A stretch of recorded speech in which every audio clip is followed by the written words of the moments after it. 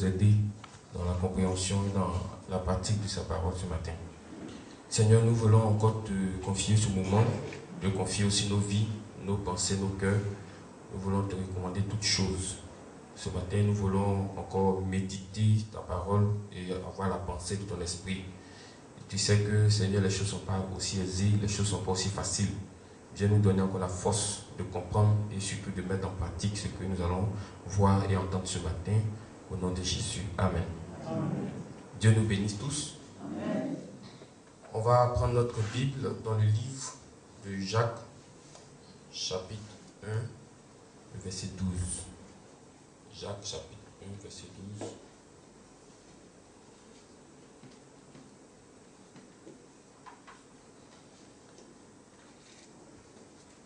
Amen.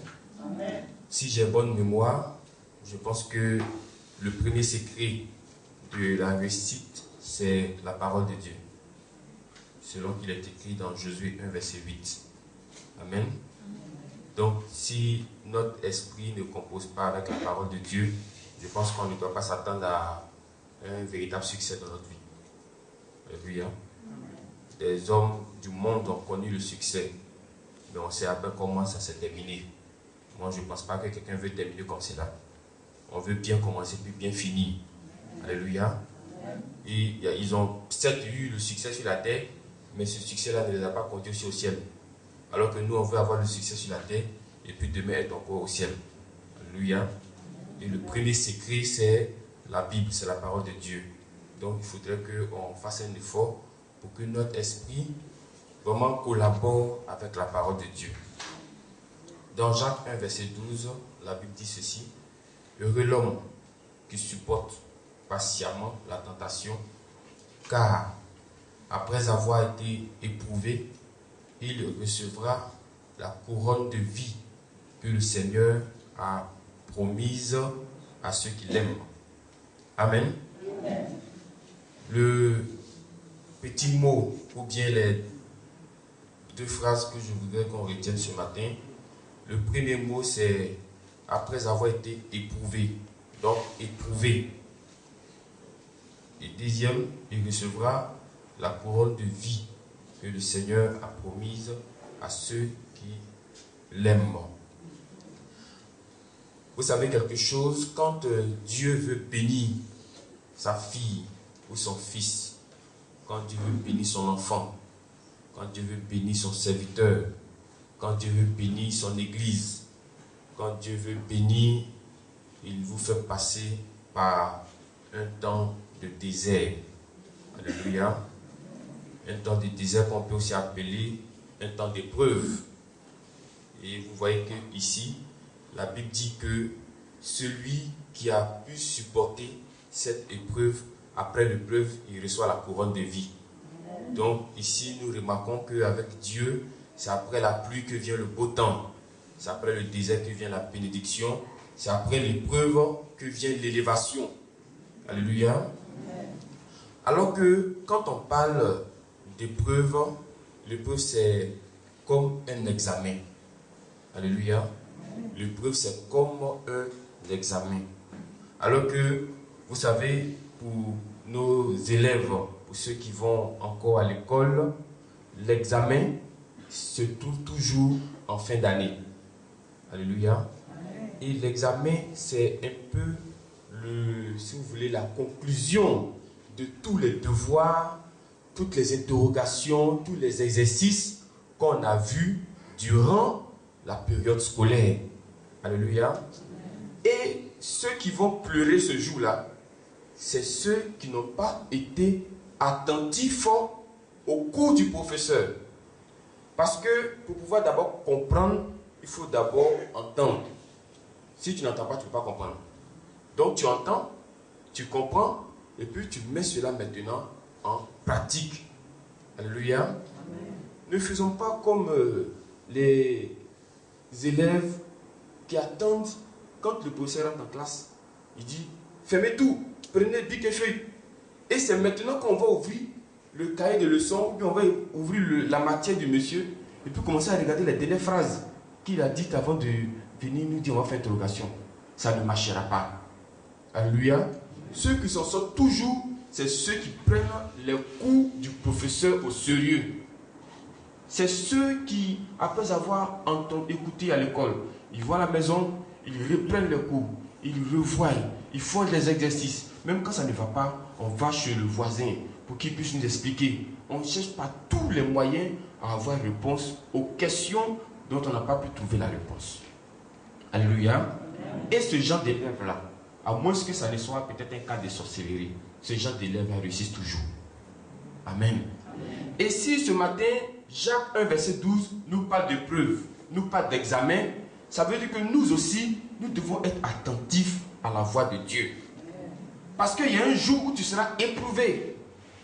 Il y a un jour où tu vas passer ton test. Il y a un jour où tu vas passer ton examen. Mais si tu es une personne qui oublie tout ce qu'on lui dit, crois-moi, tu ne vas jamais passer en classe supérieure. Crois-moi, tu ne vas jamais évoluer. Tu ne vas jamais changer de position. Tu seras la même personne qu'on a connue en 2011 et qui est toujours la même personne en 2015. Alléluia. C'est pourquoi en introduction, je vous ai dit que si votre esprit, si notre esprit ne compose pas avec la parole de Dieu, n'attendez pas de réussite. Autrement dit, la petite réussite que vous allez avoir, un jour il y a un vent qui va souffler, et puisque cette réussite n'est pas posée sur un bon fondement, ou mais si vous voulez, sur le roc véritable, ça va s'envoler. Et vous serez obligé de reprendre les choses à zéro. Vous serez obligé de courir encore à nouveau. Vous serez obligé encore de repartir à la première position.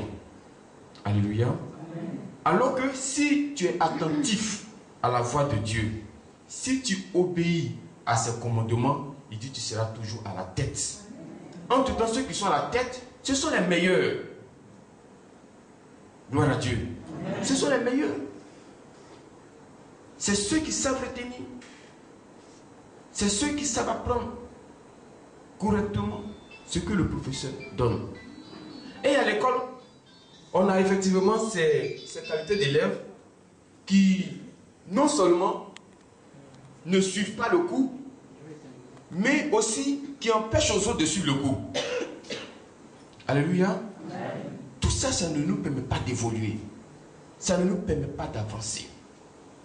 Si vous voulez avancer, si vous voulez évoluer, il faudrait que la parole de Dieu soit attachée à votre cou. Sinon, le jour de votre test, parce que chacun de nous ici a son test, chacun de nous a son épreuve, chacun de nous ici a son jour d'examen. Alléluia. Quand toi, ton jour d'examen va venir, tu ne viendras pas me chercher à 6 pimes pour aller t'aider. Quand ton jour d'examen va venir, tu ne viendras pas chercher l'homme de Dieu pour aller te secourir. Tu seras face à face avec ton épreuve. Parce qu'avec Dieu, on ne triche pas. Peut-être que le professeur a donné un peu d'eau et tu as ouvert le cahier en bas pour regarder. Mais Dieu, même quand il te donne d'eau, il y a encore ses yeux qui sont derrière. Dieu voit partout. Et Dieu sait toutes choses. Et avec lui, on ne triche pas. Si vous êtes de bons élèves avec Dieu, vous aurez de bons résultats dans votre vie. Mais si vous êtes de mauvais élèves avec Dieu, vous n'aurez pas de bons résultats. Et les mauvais résultats, c'est toujours la maladie. Les mauvais résultats, c'est toujours les endettements. Les mauvais résultats, c'est toujours ce qui n'est pas bon. C'est toujours des situations qu'on n'arrive plus à contrôler. Alors qu'avec Dieu, tu dois être à mesure de pouvoir contrôler ces situations-là. Mais pour cela, il faut qu'on soit des bons élèves. Alléluia. Quand même, dans une classe, tout le monde ne peut pas être vaurien. Dans une classe, tout le monde ne peut pas être dernier. On peut trouver quand même un premier. On peut trouver un deuxième. Moi, je voudrais que tu sois premier.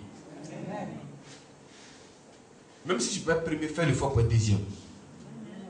Parce que ton succès en dépendra. Ta réussite là, ça dépend de ce qui est là. Gloire à Dieu. C'est pourquoi Dieu nous a recommandé de vous donner l'enseignement. Il a dit à la fin de ces 3 ans, ou du moins de ces 3 ans de service sur la terre, que apprenez-leur ce que je vous ai appris, ce que je vous ai enseigné. Alléluia. C'est ce que Dieu nous a envoyé faire. Si ton esprit ne s'accorde pas avec la parole de Dieu, les ennemis vont toujours marcher sur toi. Les ennemis auront toujours raison de toi. Parce que le jour de l'épreuve, tu ne sais même pas quelle réponse tu vas donner. Tu seras perdu. Certains vont avancer, mais toi, tu seras à la même position. Tu vas penser que c'est magie. Ce n'est pas magie affaire de Dieu là. Alléluia. Ce n'est pas magie. Ça peut être le même sang de Jésus qu'on utilise. Mais il y a des principes que si tu ne respectes pas, le sang de Jésus ne peut pas t'aider. C'est une affaire d'épreuve. C'est une affaire de test. Alléluia.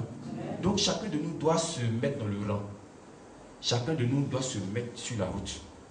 Si tu décides de rester dans les murmures, connais en même temps ton résultat. Parce qu'il y a certains élèves dans la classe qui connaissent les résultats.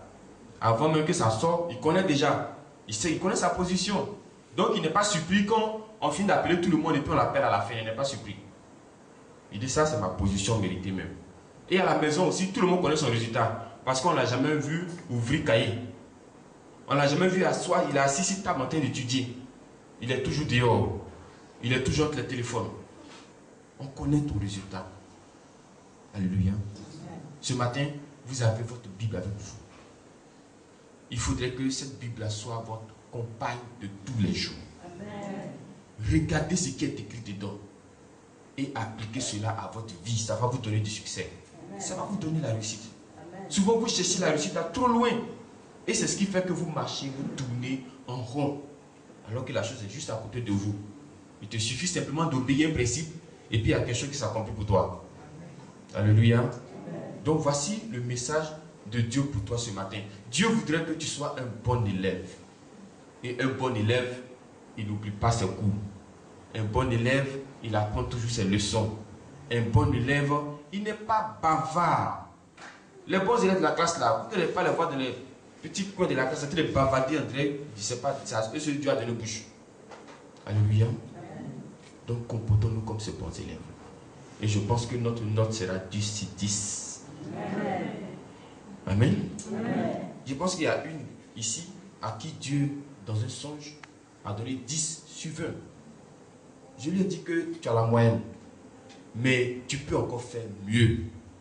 Parce que 10 sur 20 que tu as eu là, tu es toujours dans un état critique. Parce que moins 1, tu descends à 9. Entre 9, ce n'est plus la moyenne.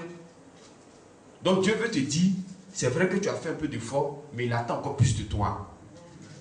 Il veut que tu partes à 11, à 12, même à 15. Alléluia. Mais il ne faut pas rester à 10, parce que 10 c'est la moyenne. Va au-delà. Donc ce que vous savez déjà faire pour Dieu là, c'est bon déjà. Alléluia. Vous savez vous réveiller tôt le matin pour venir dans la maison de Dieu, c'est bon.